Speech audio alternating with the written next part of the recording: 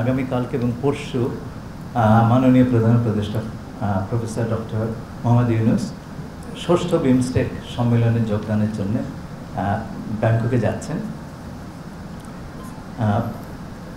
সম্মেলনে অংশগ্রহণ ছাড়াও তিনি বেশ অন্যান্য কয়েকটি অনুষ্ঠানে অংশগ্রহণ করবেন, যার মধ্যে রয়েছে বিমস্টেক ইয়াং জেনারেশনস ফোরাম, যে অনুষ্ঠানে উনি কিনোট স্পিকার হিসেবে আমন্ত্রিত হয়েছেন। এছাড়াও তিনি বেশ কয়েকটি মিডিয়াতে ইন্টারভিউ দেবেন, তার মধ্যে রয়েছে TNN World, South China Morning Post, Bangkok Post, থারিয়াট নিউজ পেপার ইত্যাদি খ্যাতনামা মিডিয়া এবং সংবাদপত্র। এইবারের বিমস্টেক সম্মেলনের কয়েকটা বিশেষ গুরুত্ব রয়েছে। প্রথমত, বিমস্টেক গত 25 বছর ধরে এক্সিস্ট করলেও তার কর্মকাণ্ড আরও বিস্তৃত হওয়ার এবং শক্তিশালী হওয়ার প্রয়োজনীয়তা রয়েছে, এবং সেই উদ্দেশ্যে বিমস্টেক ব্যাংকক ভিশন 2030 এই কৌশলপত্রটি এইবার সম্মেলনে গৃহীত হবে। এর প্রধান বিষয়গুলি হচ্ছে, মূল এইম হচ্ছে to build a prosperous, resilient and open BIMSTEC. আর তার প্রায়োরিটি এরিয়াস হচ্ছে অর্থনৈতিক প্রবৃদ্ধি এবং আপনার দারিদ্র্য নিরসন, crisis prevention, environmental sustainability, inclusive regional cooperation through strength and connectivity, trade, disaster response এবং climate actions. এছাড়াও রয়েছে people to people cooperation. বিমস্টেকের দিক নির্দেশনার জন্য একটা এমিনেন্ট পার্সনস গ্রুপ তৈরি করা হয়েছিল। তার রিপোর্টটি এই সম্মেলনে অ্যাডপ্টেড হবে এবং সেখানে 7টি কর্মক্ষেত্র আইডেন্টিফাই করা হয়েছে অ্যাজ ফোকাস এরিয়াস। তার মধ্যে রয়েছে, এগুলো বলা হচ্ছে 7টা pillar: agriculture and food security, connectivity, environment and climate change, people to people contact, science, technology and innovation, security, trade and investment and development. এই সম্মেলনের শেষের দিন একটা গুরুত্বপূর্ণ ঘটনা ঘটবে, তা হচ্ছে আগামী চেয়ারম্যানশিপ অফ বিমস্টেক থাইল্যান্ডের প্রধানমন্ত্রীর হাত থেকে অর্পিত হবে আমাদের মাননীয় প্রধান উপদেষ্টার হাতে, এবং বিমস্টেকের পরিচালনার একটা প্রধান ভূমিকা এই সময় থেকে বাংলাদেশ পালন করে আসবে। এই সম্মেলনকালে মাননীয় প্রধান উপদেষ্টা বিমস্টেকের বিভিন্ন রাষ্ট্রের সরকারের প্রধানদের সঙ্গে আলোচনায় দ্বিপাক্ষিক বৈঠক করবেন। এছাড়াও উনি 2টি এগ্রিমেন্ট এবং MOU সাইনিংয়ের সময় উপস্থিত থাকবেন। পরশুদিন অর্থাৎ 4 এপ্রিল উনি ঢাকার উদ্দেশ্যে রওনা দেবেন। আপনাদের কোনো প্রশ্ন থাকলে আমি আনন্দ চিত্তে তার উত্তর দেব।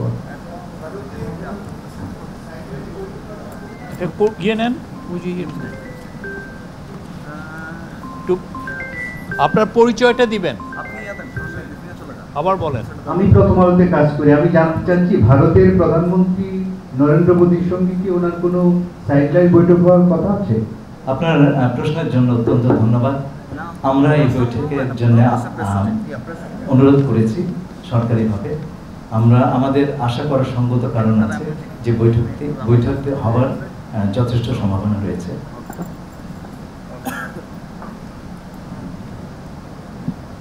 আমি পরিমল পাবনা, ডেইলি স্টারে কাজ করি। আমার একটা জানার বিষয় যে রিজিওনাল গ্রুপিং আমাদের এই অঞ্চলে আমরা জানি যে SAARC এখন একটা স্লিপিং মোডে আছে, সেটার কারণও আমরা জানি। এবং বিমস্টেকের ক্ষেত্রে যেটা দেখা যাচ্ছে যে যেটা আপনি উল্লেখ করেছেন যে 25 বছর হয়ে গেলেও আসলে তেমন কোনো গুরুত্বপূর্ণ ভূমিকা পালন করতে পারেনি। Given the fact যে মিয়ানমার ইজ ইন ক্রাইসিস এবং ইন্ডিয়ার সাথে এখনকার আমাদের স্ট্রেইন রিলেশনশিপ, যদিও চেয়ারম্যানশিপ পাচ্ছি, কিন্তু অ্যাপার্ট ফ্রম দিস আমরা আসলে কি এক্সপেক্ট করতে পারি? মানে দুইটা ফ্যাক্টর, একটা মিয়ানমার আর একটা আওয়ার রিলেশনশিপ উইথ ইন্ডিয়া। দেখুন, আঞ্চলিক জোটগুলি যে কাজটি করে সেটা হচ্ছে সকল দেশের শক্তিগুলোকে এক জায়গাতে করে বিভিন্ন সমস্যার সমাধানে প্রচেষ্টা চালায়। আমাদের এই অঞ্চলে কানেক্টিভিটি একটা অত্যন্ত প্রধান বিষয়। আঞ্চলিক যোগাযোগ, আঞ্চলিক সহযোগিতা ছাড়া সেটা করা সম্ভব নয়। দ্বিতীয়ত হচ্ছে আমরা এই মুহূর্তে আন্তর্জাতিক অর্থনীতিতে যে অস্থিরতা দেখা দিয়েছে সেটাও এদের এই অঞ্চলের কোনো দেশ, বিশেষ করে ছোট ছোট দেশগুলো এককভাবে তার মোকাবেলা করা অত্যন্ত কঠিন। আপনি যখন জোটবদ্ধভাবে এই সমস্যাগুলোর সমাধানের চেষ্টা করবেন, সমস্যা সমাধানের সম্ভাবনাটাও সেই পরিমাণ বাড়বে। আপনাকে আশাবাদী থাকতেই হবে। এটা সত্যি 25 বছর বিমস্টেকে আমরা উল্লেখযোগ্য ফুটপ্রিন্ট দেখতে পাইনি, কিন্তু সেই সঙ্গে এইবার প্রথমবারের মতন কিছু ফোকাস এরিয়া, এবং সেগুলো খুব প্র্যাকটিক্যাল, সেই ফোকাস এরিয়াগুলো নির্দিষ্ট হয়েছে। আমাদের প্রচেষ্টা থাকবে আগামী দিনগুলোতে এগুলোকে এগিয়ে নিয়ে যাওয়ার বাস্তবসম্মত একটা কার্যক্রম তৈরি করা। মিয়ানমারের কথা বললেন, মিয়ানমারের সমস্যা কিন্তু আজকের নয়, অনেক দিনের সমস্যা। তা সত্ত্বেও আপনার বাকি দেশগুলো এবং সম্ভবত যখন হোপফুলি ভবিষ্যতে কোনো একটা সময় যখন কিছুটা শান্তি এবং স্বস্তি মিয়ানমারে ফিরে আসবে, আপনি রিজিওনাল কোঅপারেশনের মাধ্যমে যা করতে পারবেন, একক শক্তিতে কোনো দেশের পক্ষে সেটা করা খুবই দুর্লভ। সেই কারণে আমরা অন্তত আশাটা বজায় রাখবো যে বিমস্টেক তার রোলটা প্লে করবে। আমি একই সাথে একটা প্রশ্ন করে ফেলতে চাই, আমাকে কোনো দিকে যাওয়ার আগে, সেটা হলো যে অনেক চিফ অ্যাডভাইজার সম্প্রতি চীন ভিজিট থেকে ফেরত আসার পরে একটা বক্তব্য নিয়ে ভারতের বিশেষ করে সেভেন সিস্টার্সের নেতারা অনেক কথা বলছেন। যে সেভেন সিস্টার্স নিয়ে যে মন্তব্যটা, যে Bangladesh is the gateway for seven sisters, এই মন্তব্যটা মূলত, এবং তারা বলছে যে এটা প্রভোকেটিভ। তারা বলছে যে চিটাগাং হিল ট্যাক্সের আদিবাসীদেরকে হেল্প করার জন্য যাতে হিল ট্যাক্সকে ইন্ডিয়াতে নিয়ে নিতে পারে, এরকম কথাবার্তা আসছে। তো এই বিষয়ে বাংলাদেশ গভর্নমেন্টের বক্তব্য আছে কিনা, আমি সেটা চাই। আমি আমার প্রতিক্রিয়াটা আপনাকে জানিয়ে দিচ্ছি। এই কথাটি মাননীয় প্রধান উপদেষ্টাই প্রথমবার বলেননি, উনি 2012 সালে একই ধরনের কথা বলেছিলেন। এর চাইতে একটু এগিয়ে গিয়ে 2023 সালে জাপানের প্রধানমন্ত্রী দিল্লিতে দাঁড়িয়ে প্রধানমন্ত্রী কিশিদা বলেছিলেন যে নর্থ ওয়েস্ট ইন্ডিয়া এবং বাংলাদেশ একটা ভ্যালু চেইনে আবদ্ধ করা, এবং উনি এই প্রসঙ্গে সিঙ্গল ইকোনমিক জোনের কথা বলেছিলেন, আচ্ছা, যেটা বিগ বি ইনিশিয়েটিভ বলে গণ্য করা হয়। দেখুন, আগেই বলেছি কানেক্টিভিটি এই অঞ্চলের সম্ভাবনার দুয়ারটা খুলে দিবে, বিশেষ করে যাদের জন্য সমুদ্রে অ্যাক্সেস পাওয়াটা খুব কঠিন। আমরা কিন্তু কানেক্টিভিটি জোর করে চাপিয়ে দেব না, দেওয়ার অবস্থা আমাদের নাই। কেউ যদি নেন খুব ভালো, আর না নিলে কি করবো আমরা, আমার কিছু করার নেই। সব অত্যন্ত সদুদ্দেশ্য প্রণোদিত কথাই তিনি বলেছেন। এটা হচ্ছে এখন যদি এর ব্যাখ্যা অন্যরকম দেওয়া হয়, আমরা তো সেই ব্যাখ্যা ঠেকাতে পারছি না। আমরা শুধু এটুকু বলতে পারবো যে আমরা কানেক্টিভিটি সকলের ইকুইটেবল বেনিফিটের জন্য আমরা দিতে আগ্রহী আছি। কেউ নেবেন তো ভালো, না নিলে নেবেন না। আমি বোরহানুল আশিক, রিপোর্টার চ্যানেল 24 আছি। আপনি কিছুক্ষণ আগে বলেন যে প্রধান উপদেষ্টার সাথে নরেন্দ্র মোদীর বৈঠক করার সম্ভাবনা রয়েছে। পররাষ্ট্র সচিব ব্যাংককে বলেছেন যে মিটিংটি হবে। তো যদি মিটিংটি হয় তাহলে সেখানে এজেন্ডা কি অথবা কোন জিনিসটা ফোকাস অথবা সামনে আনা হবে বাংলাদেশের পক্ষ থেকে? ধন্যবাদ। আমার জানা মতো আমাদের ফরেন সেক্রেটারি বলেছেন মিটিংয়ের সম্ভাবনা আছে, মিটিংটা হবে তিনি, অন্তত আমার জানা মতে সেরকম কিছু বলেন নাই। I have seen the press on this. সে করে আমি বলছি যে আমাদের আশাবাদী হওয়ার কারণ আছে যে মিটিংটা হতে পারে। যতক্ষণ না পর্যন্ত হচ্ছে এই বিষয়ে আমরা আগ বাড়িয়ে কিছু মন্তব্য করব না। ধন্যবাদ। আমি দৈনিক সমকালে কাজ করি। আপনি যেটা বলছিলেন যে মিটিংটি হওয়ার সম্ভাবনা আছে, কিন্তু মানে সেই প্রেক্ষাপট যে তৈরি হয়েছে সেইটা সম্পর্কে একটু ডিটেলস বলবেন যে কীভাবে সেই কাজগুলো কী কী বা ব্যাখ্যাটা যদি আপনি একটু দিতেন যে কেন মিটিংটি হওয়ার সম্ভাবনা বেশি, কেন? আমি সেটা একটু ভাবছি। দেখুন, আমাদের মাননীয় প্রধান উপদেষ্টা একটু আগে বললাম বিমস্টেকের পরবর্তী প্রধান চেয়ারম্যান। আমরা আশা করছি যে অন্যান্য সকল সদস্য রাষ্ট্রের শীর্ষ প্রতিনিধি এই সুযোগে তার সঙ্গে বিমস্টেকের আগামী দিনের কাজকর্ম নিয়ে আলোচনা করবেন। এটা হয় কিন্তু স্বাভাবিক।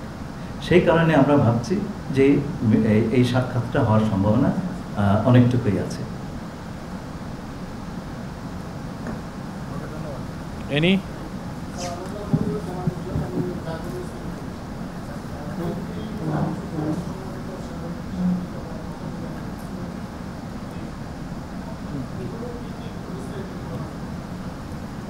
আচ্ছা, একটা বিমস্টেকের একটা অ্যাগ্রিমেন্ট, এটা বিমস্টেকের অ্যাগ্রিমেন্ট হচ্ছে ম্যারিটাইম ট্রান্সপোর্ট কোঅপারেশন, সেটা স্বাক্ষরিত হবে এবং সেই স্বাক্ষর অনুষ্ঠানে আমাদের প্রধান উপদেষ্টা উপস্থিত থাকবেন।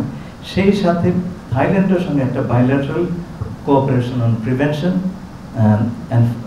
On preventing and fighting against corruption, এটা স্বাক্ষরিত হবে এবং সেই অনুষ্ঠানে আমরা ধারণা করছি থাইল্যান্ডের প্রধানমন্ত্রী এবং আমাদের প্রধান উপদেষ্টা উপস্থিত থাকবেন। ধন্যবাদ। ওদের নারী জার্নালিস্টদের মধ্যে থেকে কোনো কোশ্চেন?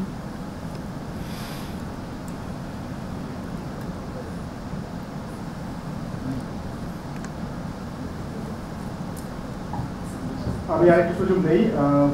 রোহিঙ্গা ক্রাইসিস আগে একটু প্লিজ একটু নারী সাংবাদিক প্রশ্ন করুন। হ্যাঁ, এই যে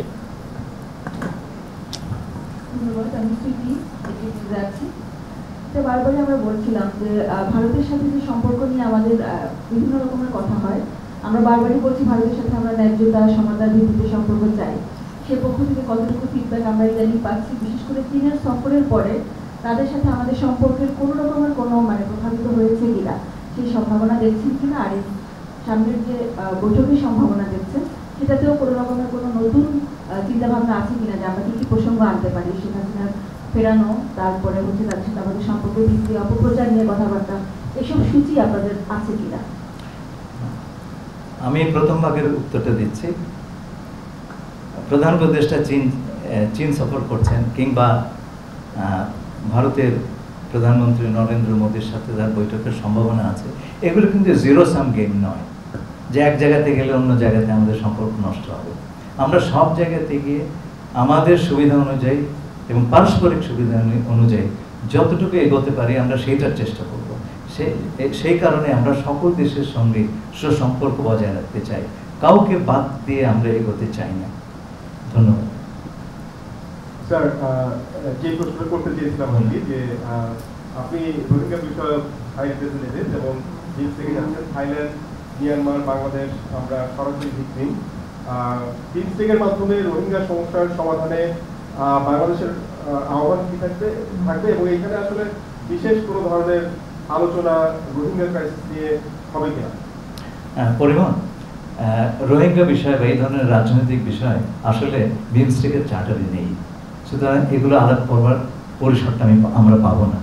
তাই বলে যে আমরা এই প্রসঙ্গে একেবারেই চুপচাপ থাকবো তা নয়, আমরা চেষ্টা করব যারা বিভিন্ন পক্ষ আছেন তাদের সঙ্গে আলাপ করতে। আমি ইতিমধ্যে সকল পক্ষের সঙ্গে আমার যোগাযোগ রেখেছি আমি এগুলো অনেক কিছু এত স্পর্শকাতর, এগুলো হচ্ছে অনেকটা এগশেলের উপর হেঁটে যাওয়ার মতো। সেই কারণে সবসময় আপনাদেরকে সবটা বলতে পারি না, সেজন্য আমি ক্ষমাপ্রার্থী।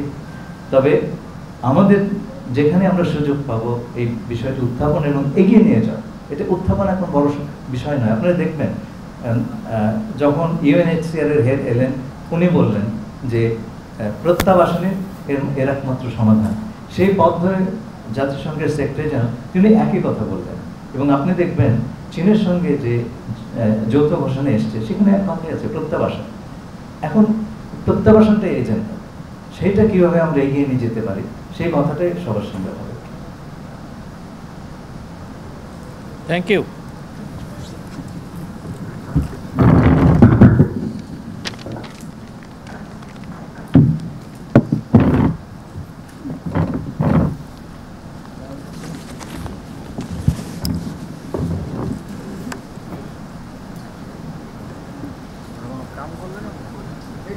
আজাদ ভাই এখন কিছু বুঝে রেখে গেছে।